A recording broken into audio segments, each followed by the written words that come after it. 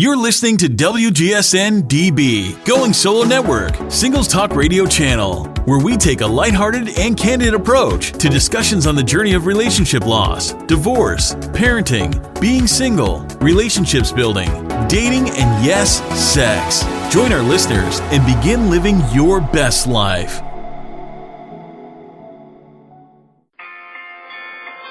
Welcome to Divorce, Dating, and Empowered Living with your host, Rosalind Sedacca. Join Rosalind each week on a journey toward overcoming life's many challenges to achieve peace, empowerment, and positive transformation. It's time to relax, unwind, and transform your life with Rosalind Sedacca. Hello, everyone. This is Rosalind Sedacca, and you're listening to WGSN-DB, the Going Solo Network. And this show is Divorce, Dating, and Empowered Living with Rosalind Sedacca. I'm glad you've joined us today, and I'm very excited about the guest I'm going to be introducing. Her name is Emmalou Penrod, and she has quite an impressive educational background. She was an elementary school teacher for many, many years, and she went on to have a career as a teacher at a residential treatment facility for youth at risk. So she knows a lot about special needs children and how they impact the family dynamic. She's moved on to creating her own business, teaching families how to support one another and support the children and create the best outcome. And her podcast is called In Support of Families. And she's also a hypnotist because she knows that the self-talk that we provide for ourselves can impact ourselves as well as everyone else in the family. And so she uses a lot of holistic skills, including hypnobirthing, to serve clients in a number of different arenas. And I'm very excited to introduce you to Emmalou Penrod. Welcome, Emmalou. Well, thank you, Rosalind. I appreciate that. And I'm honored to be here with you. So you're a parenting expert and professional, and my focus is on how families are impacted by divorce and when children are involved. And obviously our two universes get very interacted and inter-involved when families with children are sending their kids to school and teachers are experiencing some of the repercussions of divorce. Sometimes parents may not even be aware of some of those repercussions because children don't always talk to their parents about everything going on in their life, everything going on in the classroom, and some of their needs. So I think this is a good opportunity for us to have a conversation about what divorce may look like from the classroom teacher's perspective, from the guidance counselor's perspective, from the perspective of families that have special needs children, because as we all know, divorce is even a higher statistic in families that have extra challenges. So let me start by asking you the question of, in general, how have you found that divorce impacts children in schools? Well, my observation has been, there are several areas that it impacts the child. Quite often, they will assume it's their fault. So it can impact how they feel about themselves. To some level, it really impacts their sense of security, stability. And another drastic change I've seen is sometimes suddenly they have to move.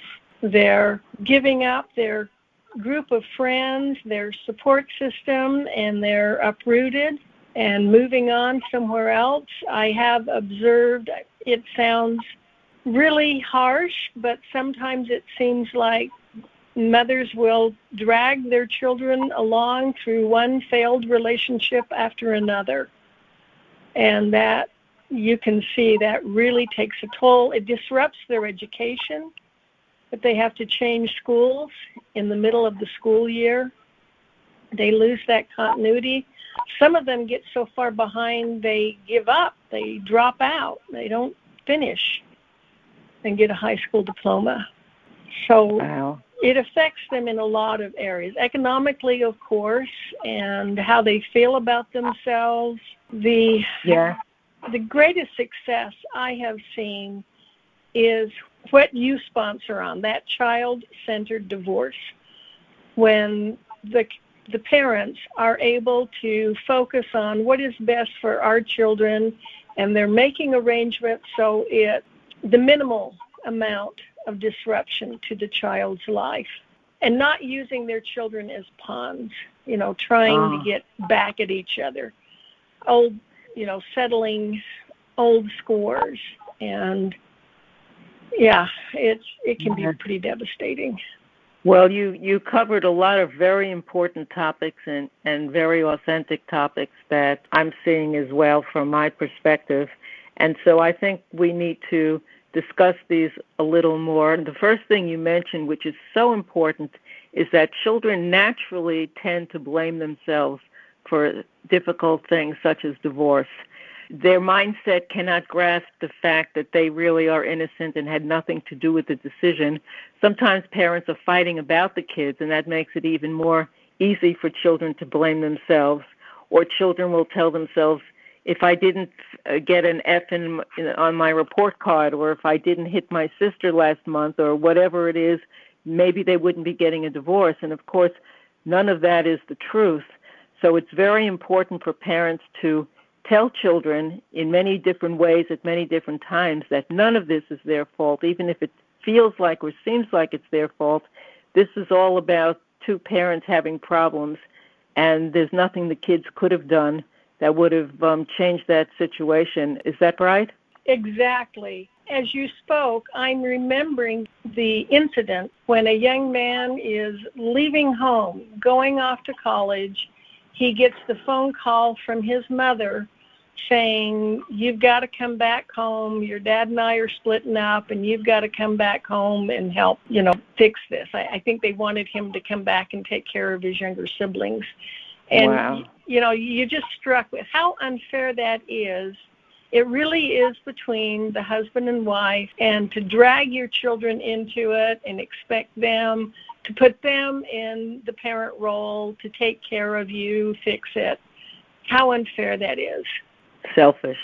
Yeah. Yes, it really is, and it's devastating for children. And connected to that is the fact that studies have shown that when we share adult information with children about your dad's an alcoholic, your mom had an affair, and all the other drama that often goes into divorce situations, it immediately robs our children of their childhood, because suddenly they're thinking about adult problems and situations which they're unable to in any way change or fix, even older teens, because if they could, we could have. We wouldn't be in the situation we're in. It isn't a child's place to be fixing their parents' problems, but once you start talking to your kids about things like that after the divorce, then suddenly they lose their childhood and they're dragged into adult responsibilities and contemplating and trying to figure out and resolve adult problems, which is impossible to do. So it's a no-win for the kids. Do you agree? I agree with that. And I have also seen, now going to the other extreme, the situation where they're not given any information. Naturally, you don't give them adult information, but the child will want to know what is going to happen, where will I be living, and if there's this, children can sense when something's wrong.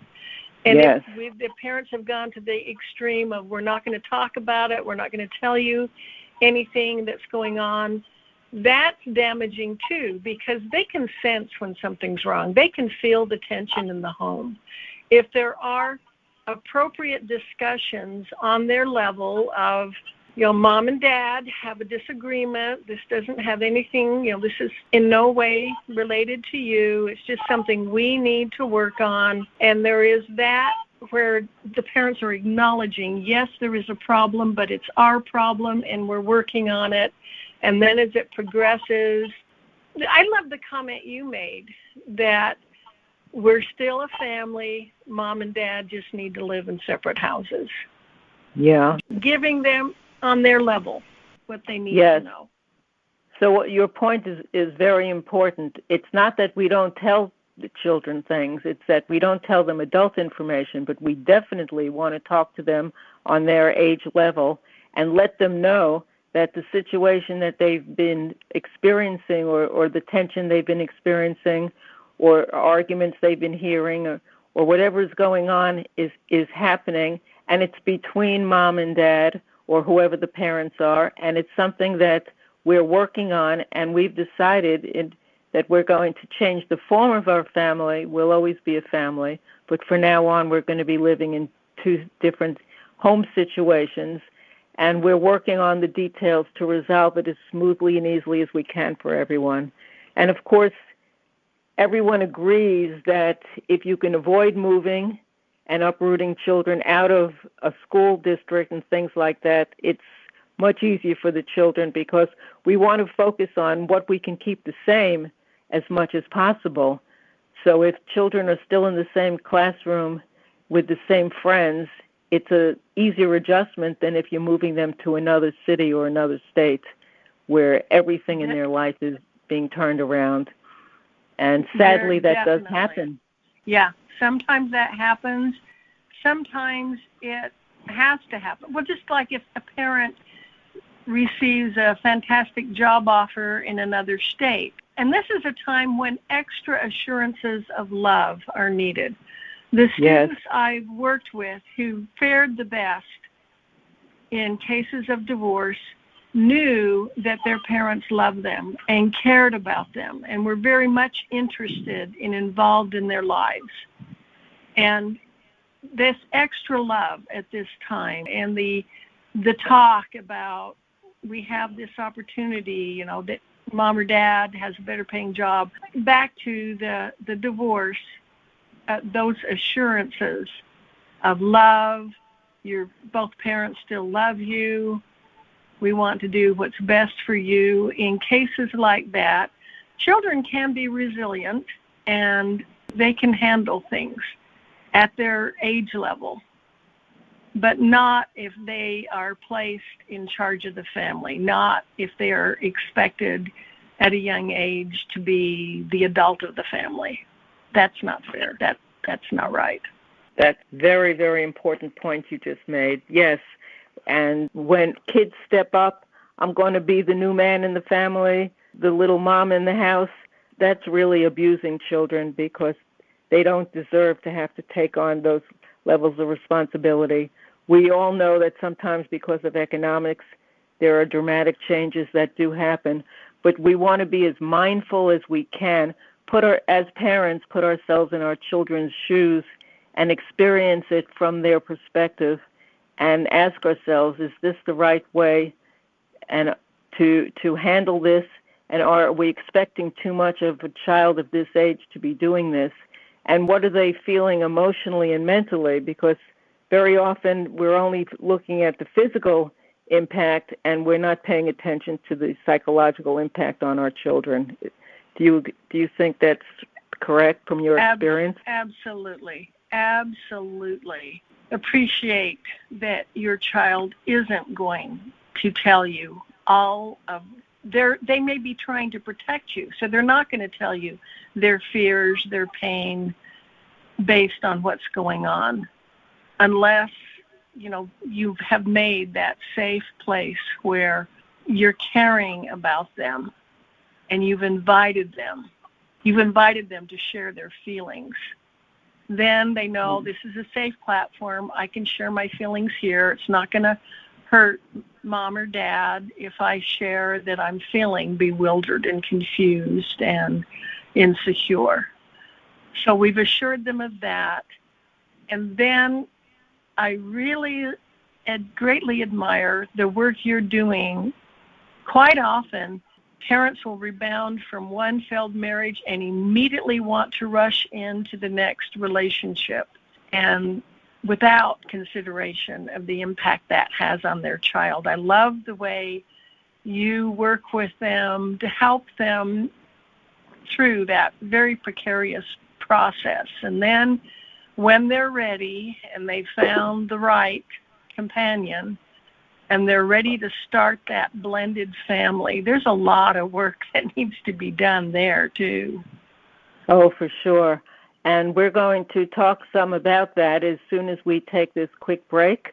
This is Rosalind Sedacca with Divorce, Dating, and Empowered Living, and you're listening to WGSN-DB, the Going Solo Network. We'll be right back. Hello, I'm Cece Schatz, and I'd like to welcome you to Going Solo Network, #1 complete singles connection. We strive to connect singles in a positive and fun way. Together, singles will begin to make new and lasting friendships, learn more about themselves, and embrace our new today lifestyle of going solo. Being single doesn't mean you have to be alone, and you can live a full, fun life, bringing your vibration to a higher level of attraction. Going Solo Network is an interactive social support singles community with several platforms helping singles connect with other like-minded individuals. We cover things like relationship loss, divorce recovery, embracing being single, single parenting, restructuring relationships, relationship building, transition into dating, and dating itself, solo in business, and going solo travelers. Be sure to join our private and exclusive fun interactive websites designed for singles today who want to begin to embrace living and enjoying the space they're in. Together we will learn to open our hearts, our minds. We will begin to share and connect with others while exploring our personal life goals as we begin to make a place in our new life. We will start to move forward in going solo to actually living our best lives. Going solo doesn't mean you have to be alone. Today, together, let's begin changing your life. Today, join the singles at Going Solo Network and start to live your new life. I'll see you there on GoingSoloNetwork.com. Okay, we're back again with the Going Solo Network, WGSN-DB. The show is Divorce, Dating, and Empowered Living with Rosalind Sedacca, and I'm talking to educator Emmalou Penrod, and we've been discussing facets of the divorce experience with children, especially the experience from the teacher's perspective and how we could protect children, especially from becoming pawns in the divorce, because when parents are angry and caught up in their drama, sometimes they're not mindful about the decisions they make or the way the kids are manipulated, and they use the kids to hurt the other parent, and innocent children are being emotionally distraught in countless ways, and professionals see it all the time. And the Child-Centered Divorce Network is all about avoiding those mistakes and making conscious decisions to protect your children because you love them and because those children certainly deserve it. So we were just moving into discussing blended families, and let's start quickly with talking about relationships. You mentioned avoiding getting caught up in another relationship too soon. I'd appreciate your insight about that. Well, what I have observed is the rapidity. I'm remembering a student I had. When I started my career in one city, I met this student, and his parents were divorced, and his mother apparently went to great lengths to tell him everything that was wrong with his dad. And so he was full of this hate for his father, and it was an unrealistic view. He saw his father as just totally no good, a worthless human being, and his mother as a saint who had no faults. And it's, as you listen to it, you realize this is not accurate.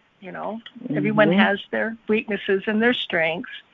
That concerned me. But she started a relationship with a man in another city and then pulled him out, and he went there. As it so happened, I transferred to another city, and after I'd been there a while, then he showed up again as a student in my class, and now his mother was living with another man, and just a few months later, he told me that relationship blew up, and now they were moving again. And one more time, he changed schools. Wow. And that's what brought up the alarming observation when a mother is, looking for that right marriage and ends up just dragging her kids along from one failed relationship to another. Yeah. It seems to me, and I know you can speak to this, you had experience with this, if they take the time to get to know themselves, to find out what they want in a marriage, and take some time to get to know someone before they take that next step, it's better for them, and it's definitely better for the children. Oh, I so totally agree. And I always talk to clients about looking for the gift in the divorce. There's so much pain and so much trauma that people experience, and hurt and confusion, and there are so many negatives that can be pointed to. But if you look for the lessons, what did I learn about myself? What did I learn about my choosing process in relationships? What did I learn about the kind of partner I want moving forward? There's a gift in the divorce that you might not have found. And if you can use the gift, if you could use the lessons, the insights, the wisdom, and really think about that and say, what about me affected this relationship, and what can I change, and how could I be different so that I make better choices or that I'm a better partner, and you do all of that beforehand, then you're much more likely to choose a healthier relationship. And you want to do all of that before you're interacting with your kids and introducing them to new partners. So we both are aligned in that, because the consequences of another failed relationship are very wounding for children, right? Oh, yeah. And making sure that everyone is on the same page. And just even when you just have mom and dad and the children, there's still all those dynamics of personalities and individual needs and meeting individual schedules. There needs to be unity on that. And when you create a blended family, I once saw a meme that portrayed it perfectly. It showed two houses. One was a two-story, the other one was a rambler, and they had both been cut in half and were just kind of put together. That you need to be really sure. I loved how you mentioned do all of this before you start introducing the prospective new partner, that you're allowing time for that unity to form organically, for them to learn to appreciate these new people that are living in their home. And everyone feels that they are a part of the team. I like to think of the 4 levels of psychological safety that you need. Everyone needs to feel like they're a part of that family. Everyone needs to feel like it's okay to ask questions, to contribute.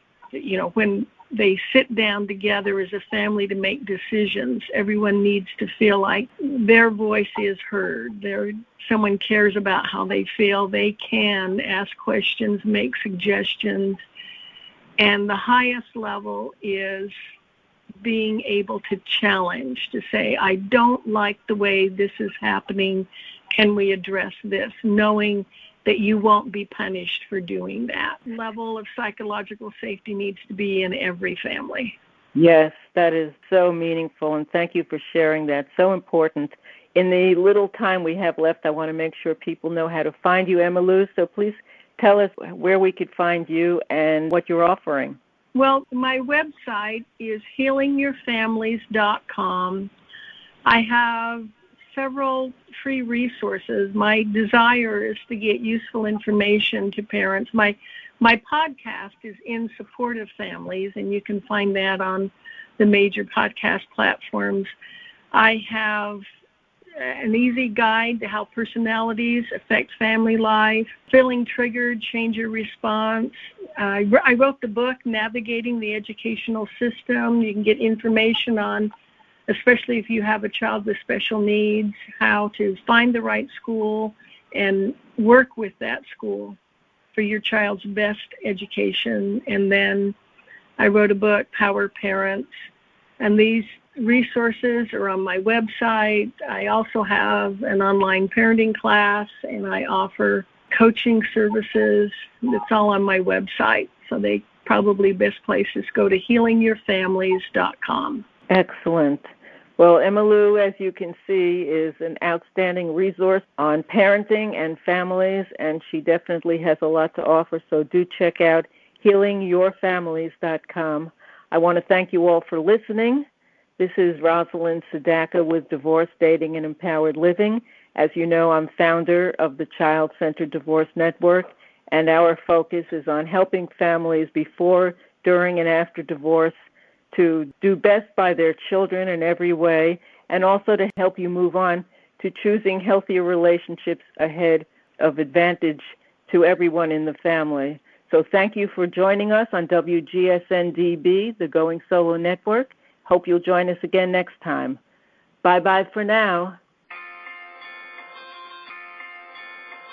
You're listening to WGSN-DB, Going Solo Network, Singles Talk Radio channel, where we take a lighthearted and candid approach to discussions on the journey of relationship loss, divorce, parenting, being single, relationships building, dating, and yes, sex. Join our listeners and begin living your best life.